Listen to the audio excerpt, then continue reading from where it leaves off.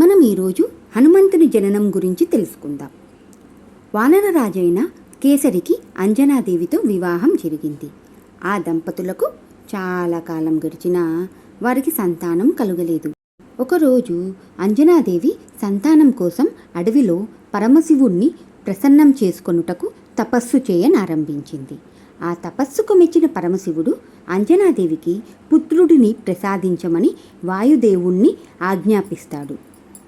కొంతకాలానికి అంజనాదేవికి మహాపరాక్రమవంతుడు, బుద్ధిశాలి, ధైర్యశాలి, వజ్రదేహం కలిగిన ఒక పుత్రుడు జన్మిస్తాడు. అతని పేరు ఆంజనేయుడు అని నామకరణం చేస్తారు. ఒక రోజున ఆంజనేయుడు ఉదయిస్తున్న సూర్యుణ్ణి చూసి ఎర్రటి పండుగా భావిస్తాడు. పండు, నాకు పండు కావాలి, బాగా ఆకలిగా ఉంది.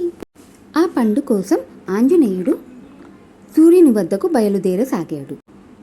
పండు పండు తింటాను. సూర్యుని వద్దకు వెళుతున్న ఆంజనేయుడిని చూసి ఇంద్రుడు, ఆగు వానర బాలక, నీవు సూర్యుని వద్దకు వెళ్ళకూడదు అని వారిస్తాడు. ఆంజనేయుడు ఇంద్రుని మాట వినలేదు.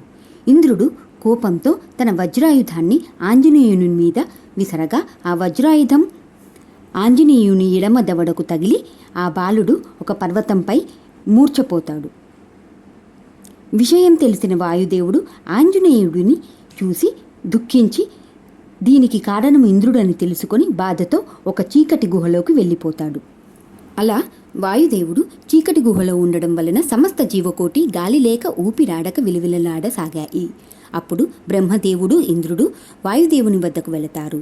వారు వాయుదేవునితో సమస్త ప్రాణకోటిని రక్షించమని, నీ కుమారుడైన ఆ బాలుడిని మేము బ్రతికిస్తామని చెప్పగా వాయుదేవుడు సకల ప్రాణకోటికి వాయువును ప్రసరిస్తాడు. బ్రహ్మదేవుడు ఆంజనేయునికి పునర్జన్మను ప్రసాదిస్తాడు. హనుమ, నీ అంతట నీవు కోరుకుంటే తప్ప నీకు మరణం లేదు. చిరంజీవిగా వర్ధిల్లుతావనే వరాన్ని నీకు ప్రసాదిస్తున్నాను.